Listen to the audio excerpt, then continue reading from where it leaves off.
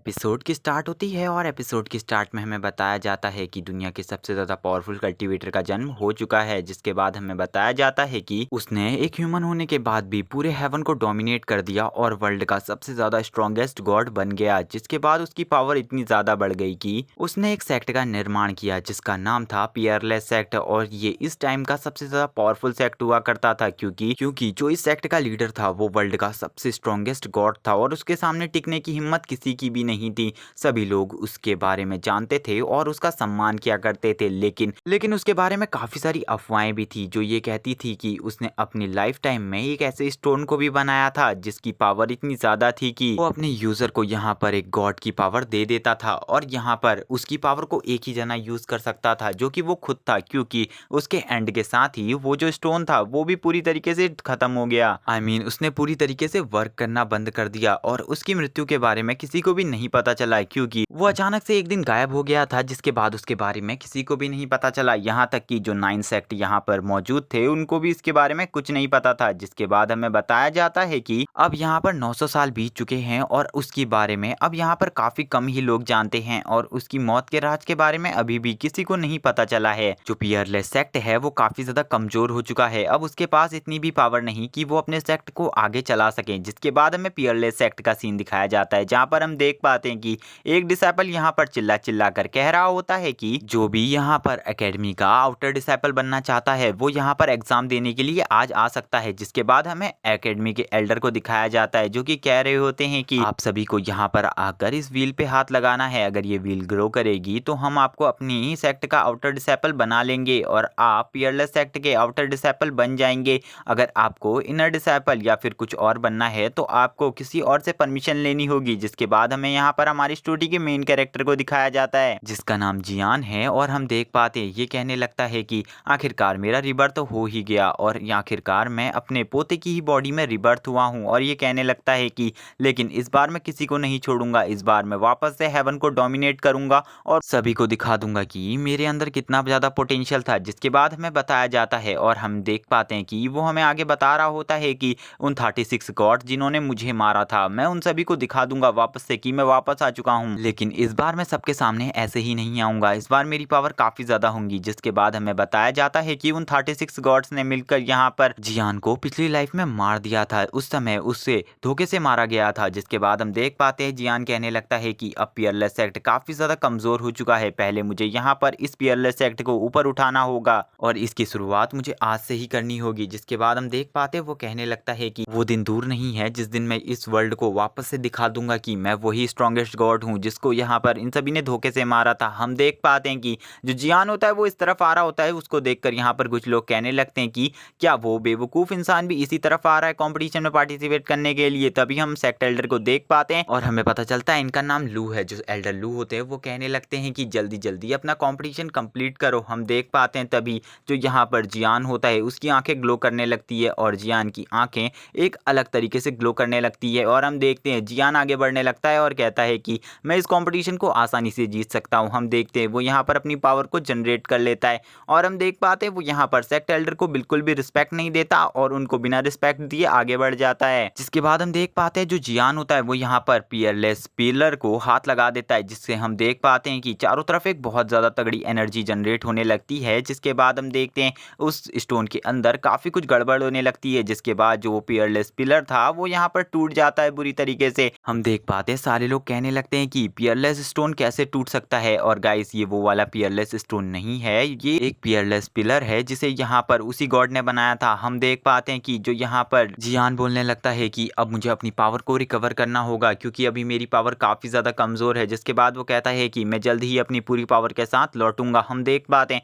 वो उस स्टोन में वापस से हाथ लगा देता है, लेकिन इसके बारे में किसी को भी नहीं पता चलता। हम देख पाते हैं कि सेक्ट एल्डर कहने लगते आज तक उसके ऊपर काफी सारे अटैक हुए और काफी सारी फॉर्मेशन से उसे डिस्ट्रॉय करने की कोशिश की गई, लेकिन ऐसा कैसे हो सकता है, वो यहाँ पर अचानक से इसके हाथ रखने पर डिस्ट्रॉय कैसे हो गया, क्योंकि यहाँ पर सेक्ट एल्डर ने उस चीज को नोटिस कर लिया था। हम देख पाते हैं कि जियान कहने लगता है मुझे कंपटीशन देना है, जल्दी करनी होगी। जिसके बाद हम देखते हैं सेक्ट एल्डर कहने लगते हैं पहले से ही हमारा सेक्ट इतने ज्यादा लॉस में चल रहा है और उसके बाद से अब हमारे पास एक ही चीज थी वो भी डिस्ट्रॉय हो गई, चलो अब कंपटीशन लेते हैं। हम देख पाते हैं कि जो सेक्ट एल्डर होते हैं वो कहने लगते हैं हमें डिसाइपल्स की काफी ज्यादा जरूरत है, मुझे यहाँ पर काफ़ी सारे अच्छे डिसेबल्स को ज्वाइन करना होगा। जिसके बाद हम देख पाते हैं कि जब सेक्ट एल्डर अपने चारों तरफ देखते हैं तो यहाँ से सारे लोग कहीं और जा रहे थे। सभी लोग कहने लगते हैं कि हमें यहाँ पर बिल्कुल भी इस कंपटीशन में पार्टिसिपेट नहीं करना है क्योंकि ये बेकार है। और हम देख जियान भी ये देख लेता है और कहने लगता है कि अगर ये सभी लोग यहाँ पर ऐसा ही सोचेंगे तो हमारे सेक्ट आगे कैसे बढ़ेगा और मैं वापस से पूरे वर्ल्ड पर राज कैसे करूंगा। हम देख पाते हैं तभी जो जियान होता है उसका एक दोस्त यहाँ पर आकर जियान को पीछे से पकड़ता है और कहता है कि रुको, तुम कहाँ जा रहे हो, आज मुझे लगता है कि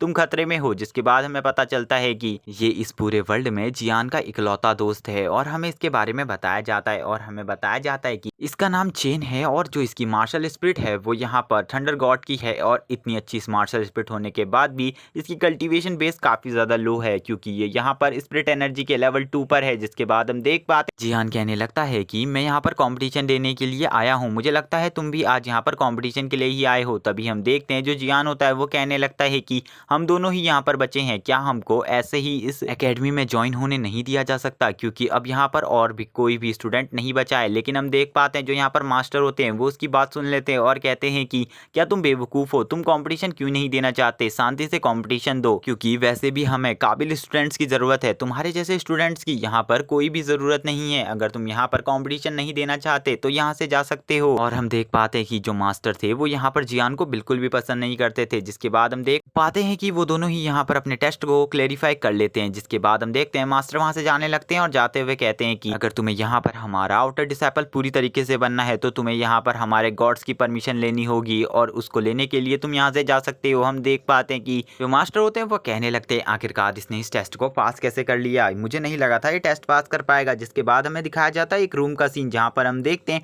जियान उस रूम का दरवाजा खोलता है और हमें पता चलता है कि यहाँ पर उनके सारे गॉड्स के स्टैचू रखे हुए हैं। तभी हम देख पाते हैं कि जियान और जियान का दोस्त यहाँ पर आ जाते और हम देख पाते हैं वहाँ पर जितने भी स्टैचू होते हैं उनसे आवाज आने लगती है मास्टर मास्टर करके और हमें पता चलता है कि ये गॉड्स और कोई नहीं जियान के पिछले लाइफ के यहाँ पर स्टूडेंट थे। और हम देख पाते हैं यहाँ पर जो जियान होता है वो बोलता है कि तुम मेरी पिछली लाइफ के स्टूडेंट हो लेकिन तुम सभी यहाँ पर बेकार हो, वरना तुम अभी गॉड रिलम में होते, ना कि यहाँ पर इन मूर्तियों के शेप में। हम देख पाते हैं वो यहाँ पर अपनी स्पीड का यूज कर उन सभी को डिस्ट्रॉय करने लगता है और कहता है कि तुम सभी इसी लायक हो क्योंकि तुम ना ही मेरा रिवेंज ले पाए और ना ही कुछ और कर पाए। और हम देख पाते हैं वो कहता है कि इस बार मैं किसी और को अपना स्टूडेंट बनाऊंगा। और हम देखते हैं वो यहाँ पर सभी को तोड़ने के बाद कहता है कि वो स्टैचू किसका है। जिसके बाद हम देखते हैं वो एक स्टैचू के पास आता है और कहता है कि तुम सही में काफी ज्यादा बेकार हो, तुम्हें यहाँ पर बिल्कुल भी अच्छे नहीं लग रहे। जिसके बाद हम देखते हैं वो एक और पंच उस मूर्ति के ऊपर भी जड़ देता है जिसके बाद वो भी डिस्ट्रॉय हो जाती है। हम देख पाते हैं कि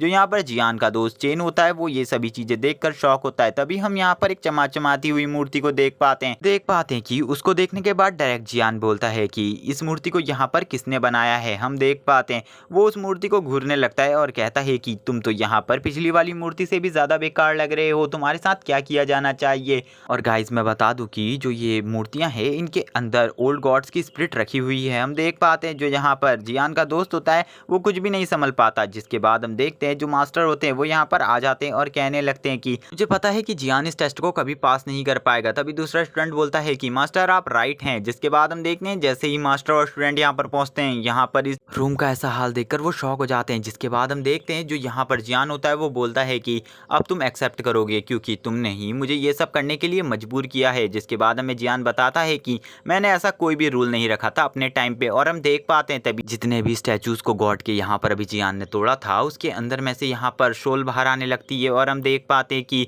उन सोल को देखने के बाद तो जियान खुश हो जाता है लेकिन जो दूसरी तरफ मास्टर होते हैं वो काफ़ी ज़्यादा गुस्से में आ जाते हैं। और तभी उनका एक स्टूडेंट बोलता है कि जियान को जीने का कोई भी हक नहीं है मास्टर, इसीलिए आप उसकी लाइफ को आज ख़त्म ही कर दीजिए क्योंकि इसके जैसा बेकार इंसान यहाँ पर तोड़ा फोड़ी के अलावा और कुछ नहीं कर सकता। तभी हम देख पाते हैं कि वहाँ पर बहुत ज़्यादा पावर गैदर होने लगती है और हम देख पाते हैं वो सारी एनर्जी जियान अपनी बॉडी के अंदर एब्जॉर्ब करने के बारे में सोच रहा होता है। और हम देख पाते हैं तभी जो यहाँ पर जियान के पीछे होता है वो पीछे लिखा आता है कि तुम एक्सेप्टेबल हो। तभी यहाँ पर मास्टर और स्टूडेंट बातें करने लगते हैं कि क्या यहाँ पर जो 8 गॉड्स थे उन्होंने यहाँ पर जियान को परमिशन दे दी है। हम देख पाते हैं यहाँ पर एक स्टूडेंट बोलता है मुझे लगता है कि अब यहाँ पर हमारे सेक्ट का न्यू भविष्य उज्जवल होगा। तभी हम देखते हैं जियान का दोस्त यहाँ पर ये सब देखकर शॉक हो रहा था और वो कहता है कि बॉस आपकी पावर तो पहले से काफ़ी ज़्यादा लग रही है। और हम देख पाते हैं तभी जैसे ही जियान यहाँ पर नीचे कदम रखता है तभी मास्टर बोलते हैं कि इसके पास कोई भी कल्टीवेशन नहीं है तो ये हमारे सेक्ट को ज्वाइन कैसे कर सकता है। हम देख पाते हैं सभी लोग लोग यहाँ पर कहने लगते हैं हाँ इसके पास बिल्कुल भी कल्टीवेशन नहीं है, ये हमारे सेक्टर में ज्वाइन नहीं हो सकता। जिसके बाद हम देख पाते हैं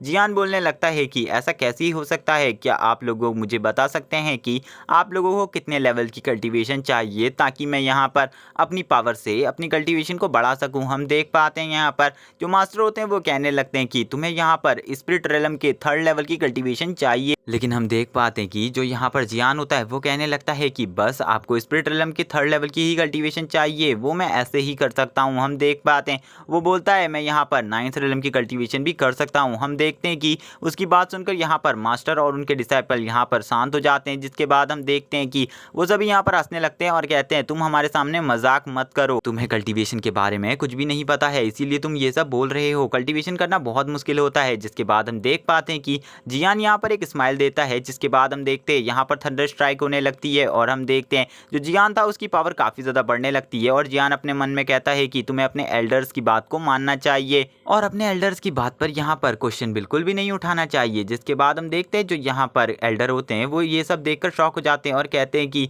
ऐसा कैसे हो सकता है, इसका लेवल यहाँ पर बढ़ता ही जा रहा है, ये यहाँ पर अपनी 12th मेलेडियन को भी अनलॉक कर चुका है और अब तो इसके मेलेडियंस यहाँ पर कंप्लीट हो चुके हैं। जिसके बाद हम देख पाते हैं मास्टर कहने लगते हैं कि इसकी बॉडी के अंदर तो एक अलग ही प्रकार की एनर्जी है जिसे मैं भी नहीं समझ पा रहा। हम देख पाते हैं कि उसकी बॉडी काफ़ी ज़्यादा ग्लो करने लगती है। जिसके बाद हमें यहाँ के लेवल्स के बारे में बताया जाता है और हमें बताया जाता है कि यहाँ पर पावर्स के लेवल को 4 टाइप्स में डिवाइड किया गया है जिसमें से सोल, स्ट्रेंथ और फॉर्मेशन है। और हमें यहाँ पर बताया जाता है कि यहाँ पर काफ़ी टाइप की फॉर्मेशंस हैं जो कि काफ़ी ज़्यादा डेडली हैं और यहाँ पर 9th रेलम के फॉर्मेशन मास्टर काफ़ी ज़्यादा पावरफुल होता है। और हमें यहाँ पर बताया जाता है कि जो लास्ट चीज़ है वो है मैजिक। इसके बाद हमें दिखाया जाता है जियान को, जो जियान होता है वो यहाँ पर अपनी एक ऑसम एंट्री लेने वाला होता है और हमें पता चलता है कि इसने यहाँ पर लेवल 5 को स्प्रिट के अचीव कर लिया है। जिसके बाद हम देखते हैं जियान बोलने लगता है कि मैंने यहाँ पर कुछ ही टाइम में इतना सब कुछ अचीव कर लिया है, ये मेरे लिए काफ़ी ज़्यादा अच्छा है, लेकिन अगर मेरे पास अभी उन 8 गॉड की एनर्जी नहीं होती तो मैं ये नहीं कर पाता। जिसके बाद हम देख पाते सभी डिसाइपल यहाँ पर शॉक हो जाते हैं और कहने लगते हैं कि